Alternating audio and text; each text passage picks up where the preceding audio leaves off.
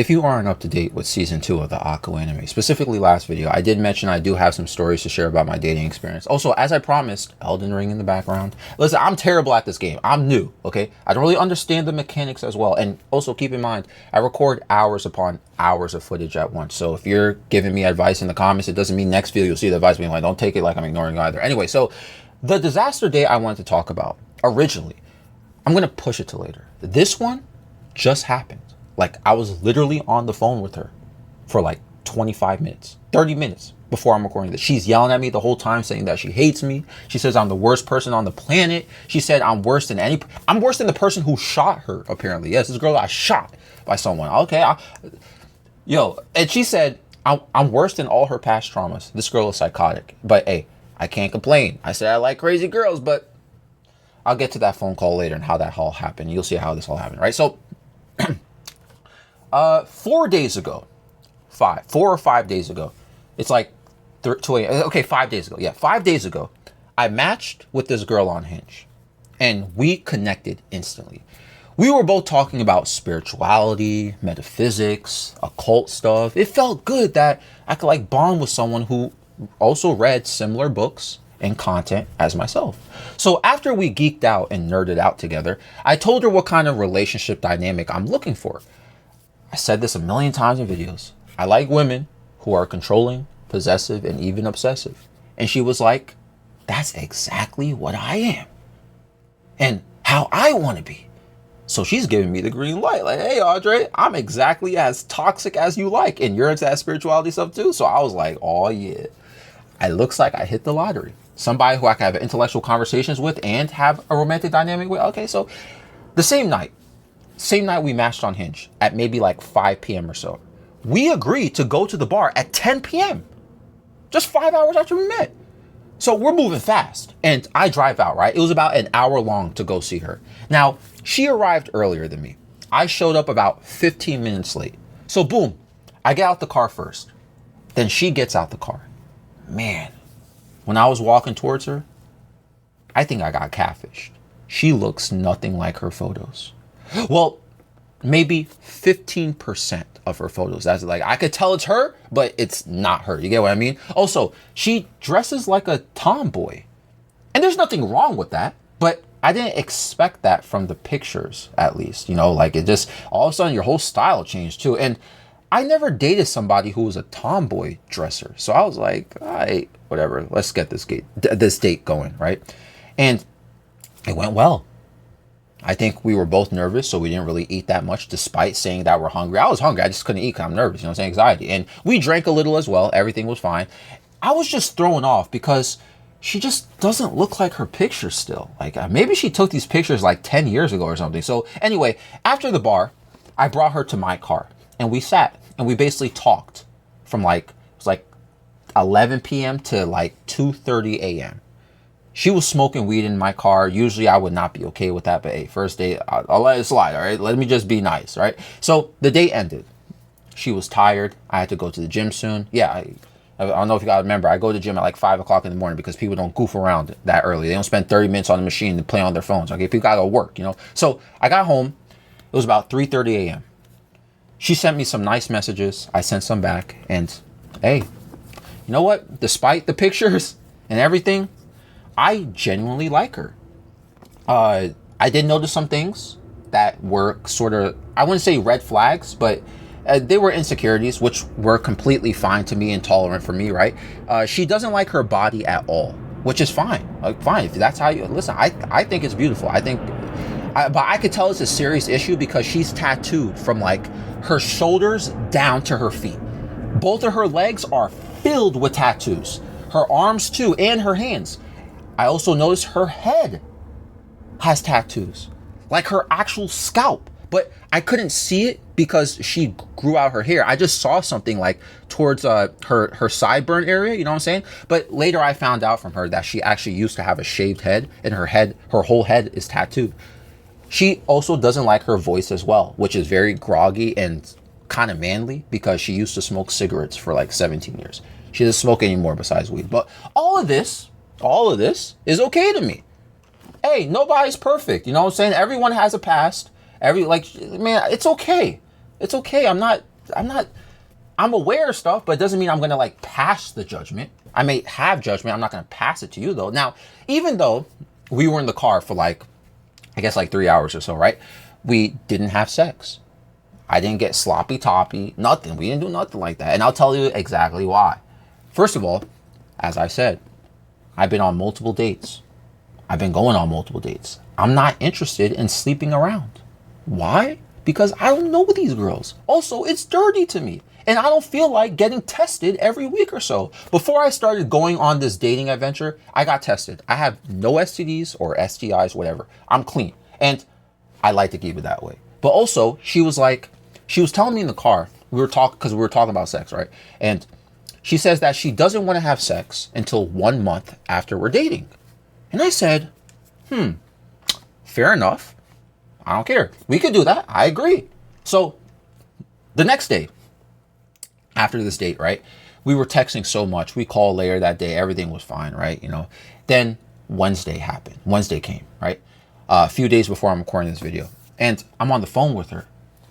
And I keep hinting, like I'm just sharing my life a little bit more and she's sharing her life. And I keep hinting that I have a YouTube channel, right? And she kept asking for me to show it to her. And I said, nah, I'll keep it a secret. And I always do that. I never tell any of my dates about YouTube, music, or not even the charity events I'm doing. You know what I'm saying? I don't tell you where I do when I go to like meetings and stuff. I don't tell people anything. You know what I'm saying? The only thing you know about my personal life is that I code and I like Dungeons and Dragons. You know what I'm saying? So she kept telling me too that she has secrets about herself that she isn't sharing with me too, or as well rather. I keep saying too. And I was like, oh, okay, I have secrets and you have secrets. That's fair. We could just keep it to ourselves until we feel that,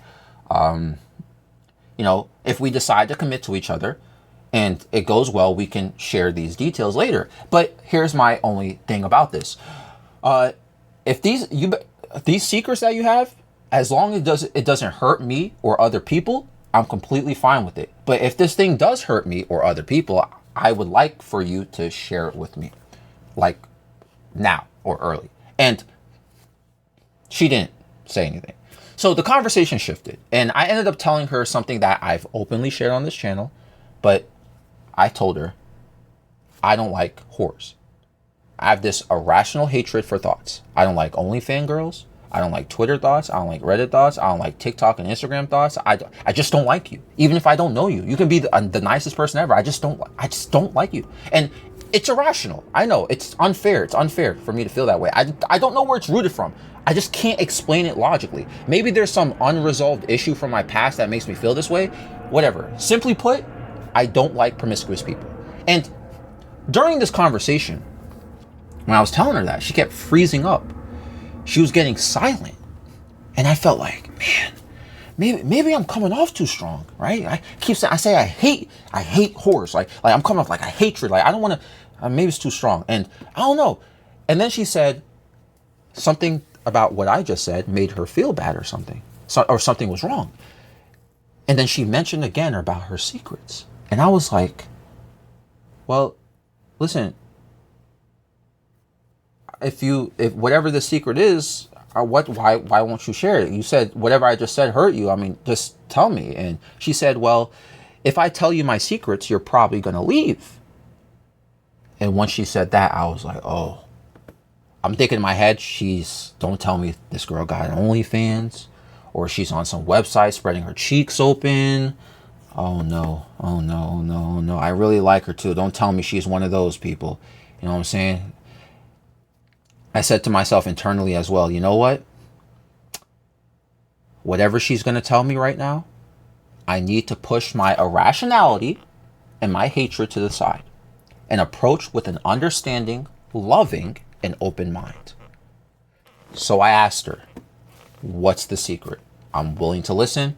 What is it, if you don't mind sharing it with me? Because it seems so important right now that you keep bringing it up and saying it will make me leave. So might as well get this over with now. So before we get too attached to each other or whatever, right? Now, she told me what it was. With respect, obviously, nobody watching this video knows who this girl is besides me.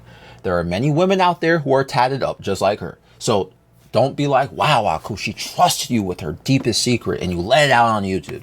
Yo, Nobody's going to figure out who this person is unless you were literally stalking me in real life or something in the past 4 days. Okay. So with respect, I'm not going to share how this happened. I'm going to keep it very simple. She told me she was in a situation with a guy. Rather, she has never been in a relationship before. She has always been someone to have sex with. She would chase guys, but no guy would chase after her or really commit to her. She's one of those girls, you know what I'm saying? Really good coochie, apparently, but nobody wants to commit to her. And now I see why, based on what I'm about to tell y'all earlier. So she starts crying on the phone, and before she starts telling me the secret, and she says 4 months ago she started feeling ill. Something was wrong with her. Something was wrong with her, like her breathing, like wrong with her throat. So then she went to the doctor, and they found out she has HPV. And she told me she knows how she got it. It's from that guy she was messing with 4 months ago. Now, HPV. HPV is actually very common. There was a recent study that said 40% of people who are sexually active have HPV. It doesn't have symptoms for the most part. If you're sexually active, there's a high chance you have it or had it at one point. But because there's no symptoms or anything or any visual symptoms, nobody even notices that. Like, people will have HPV and they'll just, there's like, they move on with their life. They don't even realize it. You know what I'm saying? And when you get tested for STDs and stuff, doctors don't test you for it unless you ask. As far as I'm concerned, and I read this somewhere too, I read that for males, the only way to know if you have HPV as a male is if you have a visible sign. Otherwise, there's no way of truly telling. There's no HPV test for men unless they have visible symptoms. Scary, right? 40% of people have this. The CDC estimates around 42.5 million Americans have HPV. So when she told me this, she has HPV, I was thinking like, man, she got a whole STI, bro. I'm not gonna lie. I was annoyed. I was annoyed right off the bat. And I told her why. I told her, this is what annoyed me about knowing that you have this sickness. We started arguing about this on the phone, and I told her, I'm sorry to tell you, you shouldn't be on a dating app or going on dates if you have a transmittable disease. That's number one. Okay. And her response was like, well, my doctors and my therapist told me that I shouldn't have to let this stop me from living my life. And I said, I agree. That makes sense. However, if you are going to do this, you need to be upfront about this. This shouldn't be a secret to you, but don't make it your personality. Like, and we kept going back and forth. And my argument and my point was this, right? Yo, this is my point I made. My main point. Yo, most young men and women like us, we value sex in a relationship. It's an important part. It doesn't have to be everything, but for most men and women, sex is important. You not being open about this from the start, and your plan to emotionally bond with people before mentioning you got an STI that is infectious, just so they won't leave you as easily, is completely wrong. And it's evil. It's immoral. And you may be like, you may be asking, like, why do I make the assumption that she's withholding this information so people won't leave her? It's because she told me, after she told me the secret, she told me her plan was, she was gonna say that we weren't gonna have sex for 1 month, like she told me, right? You remember that? But then after 1 month passes, she's gonna extend it to another month, and another month, and another month, and this was gonna repeat. So she basically admitted she's only pulling this 1 month stunt to make it seem like she's trying to be pure and be perceived as not a whore, which is what I said I don't like. So that's why she was afraid I was going to leave before she told me the truth. So she was trying to lock me in first emotionally and everything. So before she can open up about this and be like, okay, well, I got this thing going on, you know what I'm saying? Yada, yada, yada. If you really like me, they would stay and stuff like that. No. I don't want to do that. Like, that's crazy to me. You know what I'm saying? Like, that's just wasting someone's time. And so maybe some of y'all will disagree with me. She does, at least. I said, I still don't think that's right. You're emotionally and romantically trapping someone and putting this mask on. and false intentions that you're trying to be pure and you want to respect boundaries because you don't give it up easy, apparently, before sex, right? But the whole time, you just don't want to have sex because the truth is you have HPV. Okay. Hey, I mean, listen, y'all. I that's how I perceive it. Okay. Like I get her point. I get it. If they truly like you later on, right? And then you open up about this, they'll be like, okay, well, they'll say, but no, you're wasting a lot of people's time though. And also there's a lot of other people on these apps. Like hopefully, oh my God, it's like she's spreading shit. Anyway, sorry, I burped. Despite this, I said, you know what? Remember, I told you I'm going to keep an open mind. I'm going to be understanding regardless. I said, you know what? I like you a lot. And from my understanding, HPV does go away in about 6 months to a year. It's one of those type of infections that disappear on its own because of your immune system. I said, hey, I like you a lot. So I don't know how to completely feel about this. If it's been 4 months that you realized you had this and you were dating this guy who apparently gave it to you about like 6 months prior or something like that, it might be gone by now. Or rather, here's the thing, and maybe this is backwards thinking. I did do research on this, by the way, but if you and your partner have HPV and you guys are strictly monogamous and don't spread it anywhere else, by 6 months to a year or two, HPV should be gone from both of y'all systems. Both immune systems are independently going to fight it off. So I was like, look, the only way I would be okay with this is if we end up being serious and actually commit to each other and stay together for about a year or so. Otherwise, I'm out. And that doesn't mean that I'm trying to make you, I'm not trying to commit to you right now. Listen, also, I met you 2 days ago. Like, I'm not going to commit. Hello? Like, you know what I'm saying? But if, you know what I'm saying? Right now, the answer is no, though. Okay?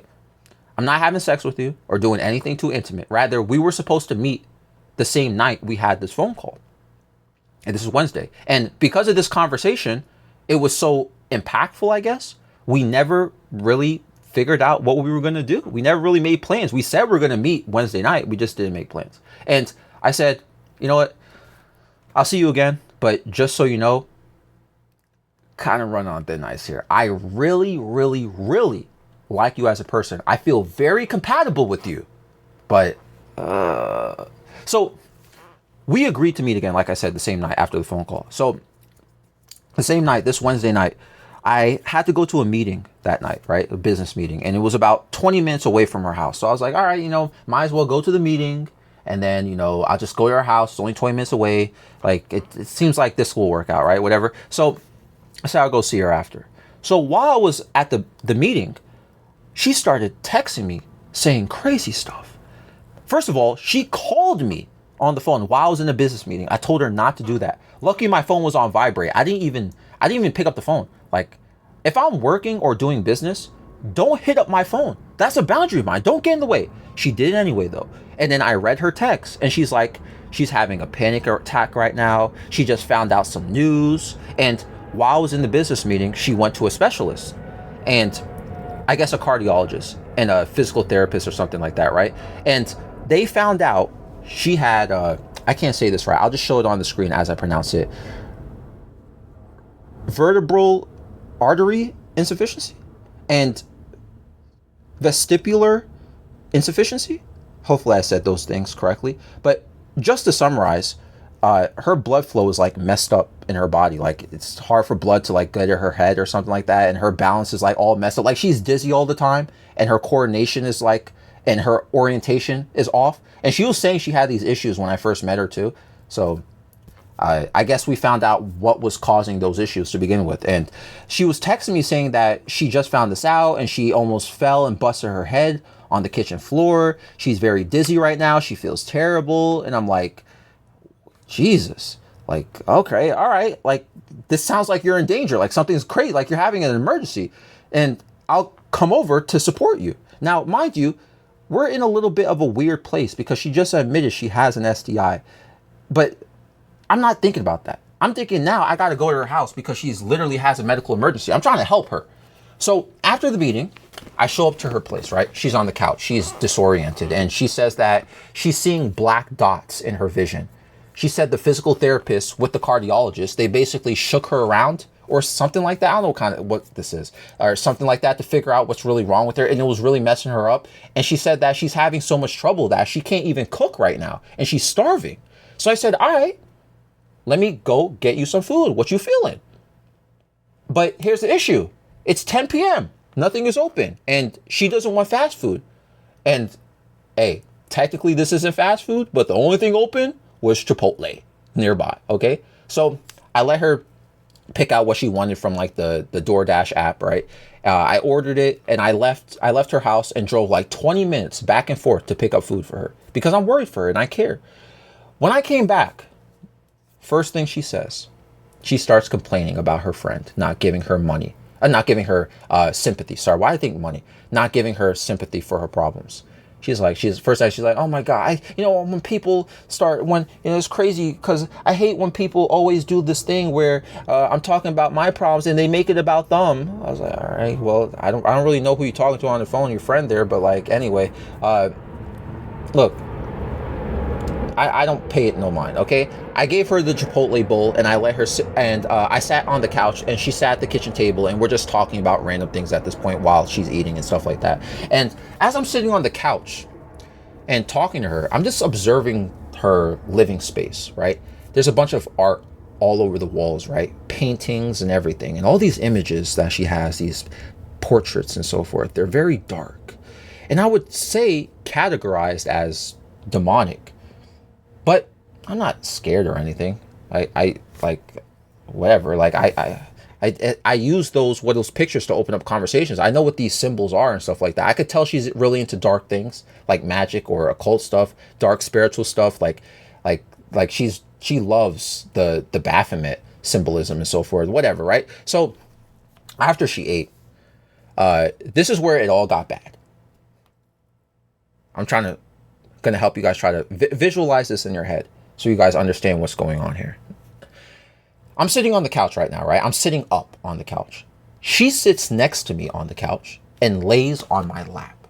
Her head is on my lap right now and her blanket is over her body. I'm basically her pillow. I'm sitting up on the couch, right?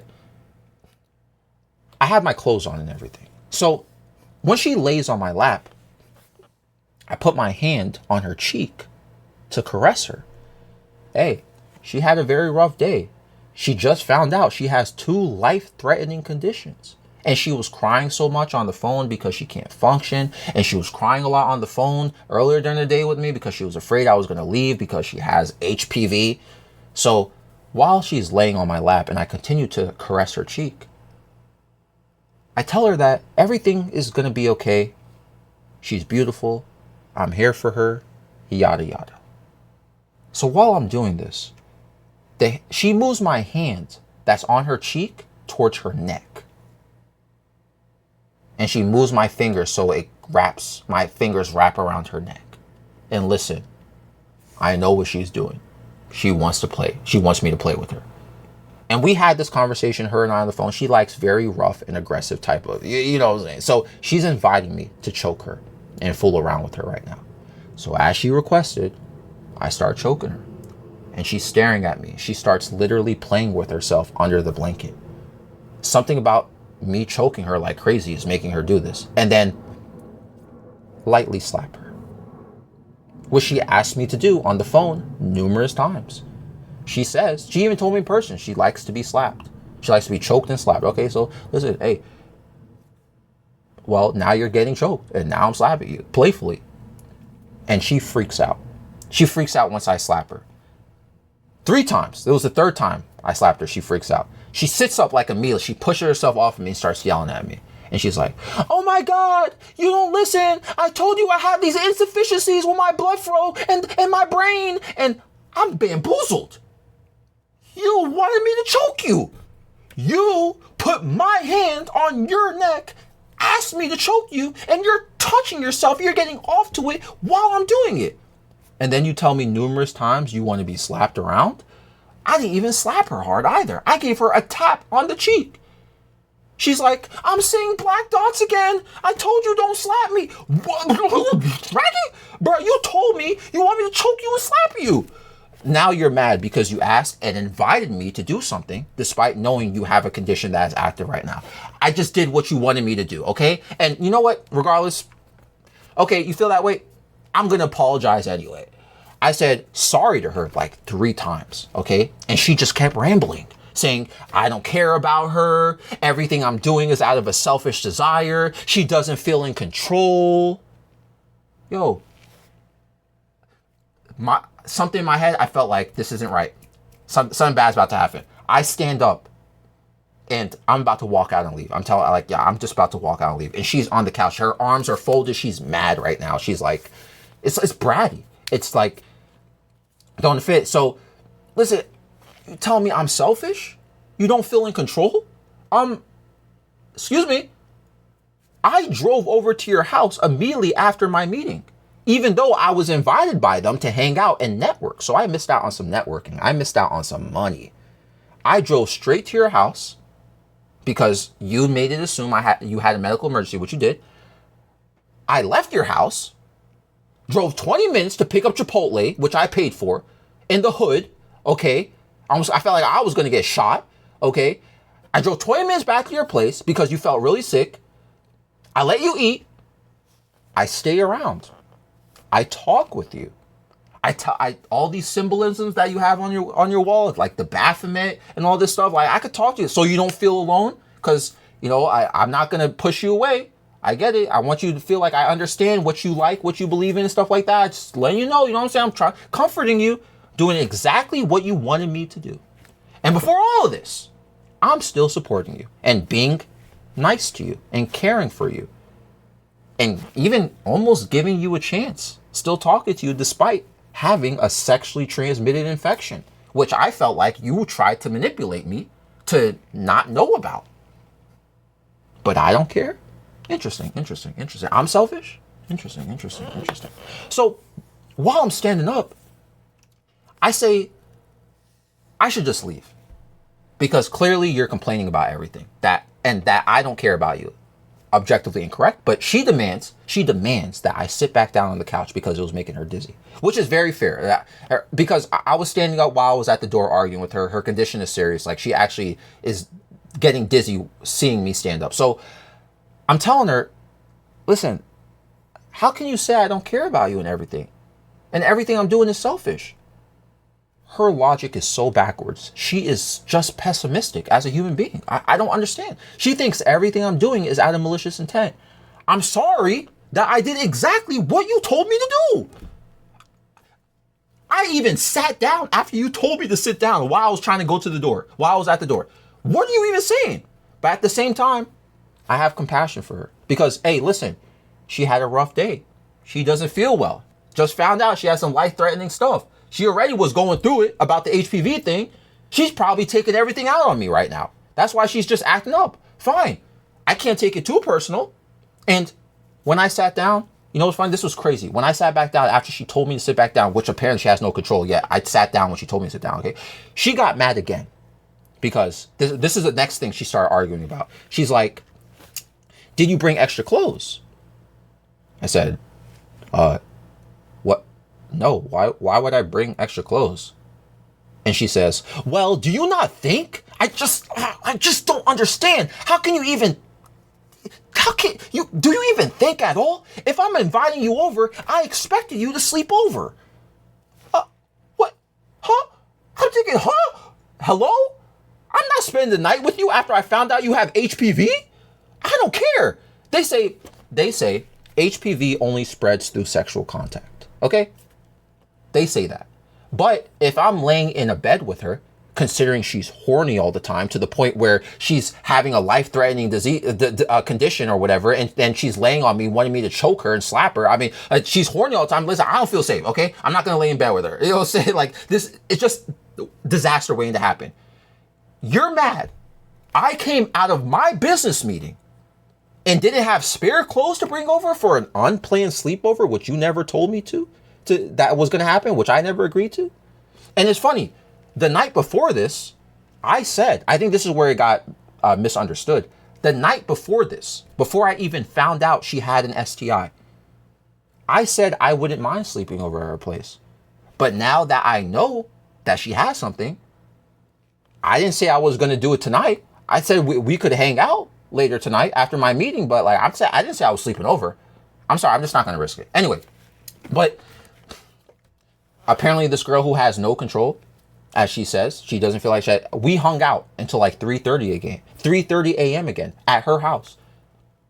I stayed. I didn't sleep over. I didn't sleep with her or anything. We just talked about random topics again and life in general. But I could tell the whole night she had some bitterness from arguing and the bickering we had. Eventually, I leave. I go home. I go to the gym like right after this, right? So at this point, it's Thursday. So I text her during the day and I tell her, this is Thursday. This is the day after, or this is the day I came home and went to the gym after we had like the arguing and the bickering and stuff like that and all this stuff, right? So I text her during the day and I tell her, hey, oh man, I don't know if I should even say, I feel so wrong. Y'all probably gonna get mad at me for saying this because I feel like I shouldn't be doing this, but like, I don't know if I'm just nice or just being too nice or something. I don't know. Maybe I don't know. I need to put more boundaries for myself. But I texted her and I said, hey, I feel guilty for not making you feel in control. I'm sorry, but when I feel like safety is at risk, I'm not going to allow other people to control situations. I said that to her. Look, I say in my videos, I said in this video, I like possessive and controlling women, but I'm still a man. If I feel like I need to protect and be safe, I'm sorry. That's when that energy is coming out. Okay. I'm going to take over. That's just being a man. So I'm telling her I feel guilty and I'm sorry. And maybe next time I won't say anything if there is a next time. Then later during the day, right? I noticed I went back on Hinge because listen, just another date, you know what I'm saying? I just more women to talk to, you know what I'm saying? I just noticed that she unmatched for me off of Hinge. So I'm like, oh, that's interesting. So I text her and I asked her, hey, did you unmatch or did you delete your Hinge account? And I thought she deleted it or should have because you're on a dating app and you can infect people. But she said she unmatched from me. So you didn't delete the app. And she told me that she doesn't want anything to do with me. And I said, okay, that's how you feel. You don't want anything to do with me. Or I rubbed you the wrong way. I'm sorry. Best wishes. Good luck. I send that to her. And she keeps replying after. What? Yo, you told me you want nothing to do with me. Okay, let's start with that. You told me nothing to do with me. And I said, okay, good luck, bye. And you keep sending me messages. Okay. And then all my responses are like, okay, I understand. Goodbye. I wish you the best. Like I even say, hey, listen, maybe we could switch it up. Would you like me to not be protective? Like I'm even offering an ultimatum still because you keep texting me, adding more to what you want to say after I keep basically telling you, hey, good luck, goodbye. So she keeps doing this and I tell her, can we just call? I feel like this conversation is better through the phone. Man, she picks up and this all happened right before I started recording this video, maybe like an hour or two prior. She starts yelling at me on the phone for like 25 to 30 minutes straight. On this phone call, I got a maximum of 50 words in. 30 minutes, 50 words in, maximum. She's telling me that I don't care about her. Again, everything I do, charity events, me getting her food or me spoiling her or taking care of her or me trying to be understanding for her is only for my own selfish benefits. She thinks everything I talk about or say is a lie or is wrong. She doesn't believe anything I have to say. Like to me, I even told her, yo, I told she from what I just don't understand. She doesn't believe anything I have to say. Like to me, this sounds like you're having a panic attack or something. I'm telling her that because this is psychotic. Apparently everything I do is for some selfish, malicious intention or more behind it. And she's comparing me to her poor relationship with her father and her exes. And apparently all her exes are narcissists and have zero emotional intelligence. But apparently now I'm a narcissist and I have lack of emotional intelligence. Okay. Everyone's a problem but you. Okay. I guess so. So, but she also says like she's always right and does nothing wrong. Like her intuition, like her energy and her spiritual wisdom is always right. Like that's not narcissistic anyway. Like I could tell she's projecting and she's trying to dump her past trauma from her exes and on from her father onto me. And I'm telling her, yo, I bought you food because you feel sick and I care about you. I don't want anything back. But thinks there's something else going on with that, right? Like I'm trying to exploit her or something. Okay, you know what, whatever. And then she told me, I told all my friends, they think you're the worst person ever. Even ChatGPT will tell you if I put the text messages you put into it, and they'll say that you're the worst person ever too. So I'm kind of laughing about that, but she's like, she keeps going. She's like, you're the worst person I ever met. You're even worse than the person who shot me, worse than the person who raped me. Okay, because I can't use the R word. Like, bro, I'm worse than all of that. Like she's actually demonizing me. Again, I had maximum 50 words out of a 30-minute call. She's terrorizing me on the phone. Yet she keeps saying, this logic, bro. She keeps saying to leave her alone. Leave you alone? You're the one talking on the phone nonstop. Just hang up and block my number. You're the one who keeps replying to me. What is wrong with you? Like, ironically, she's telling me I'm a hateful person. I have no emotions. I'm a bad and selfish person. She thinks I'm going to hack and empty out her bank account. She literally said that. She said, I'm afraid that I'm going to wake up tomorrow and my bank account is empty. Yo, what? You know, in those 50 words I had, this is why I basically said, I said, hey, listen, I feel like you're projecting your past trauma and relationships onto me. And I would say like, hey, I feel like you're very resentful right now and may not truly believe what you're saying. And I kept saying, hey, I'm sorry that you feel this way. Literally. She was also saying that she thinks I worship some evil god and that her prayers are towards her spiritual guides and they saved her life. And that me praying to God is bad. Man, this is exactly why I said I don't sleep around. I think I need to set boundaries for myself. And I think that's where I made a mistake here. I think I was being too nice. I think I don't set boundaries for myself. I went to her house to take care of her, to make her feel comforted. Even after finding out something, listen, maybe just call 911 next time. Don't call me to help you. You know what I'm saying? I'm just being nice. I'm not going to risk my own health here. I'm trying to stay clean. I think she had some episode. That's what I think what happened. Yo, sometimes I notice a pattern here, by the way. I feel so much energy in my crystals and spirituality type of girls.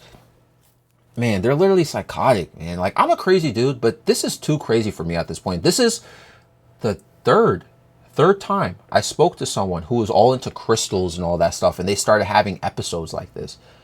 First time was like 6 years ago. I don't know if y'all remember story time about that, but like, you know, I met another girl on Hinge. She's like, I'm a healer, and the crystals I use to heal people. She was psychotic as well, but man, I'm done with that.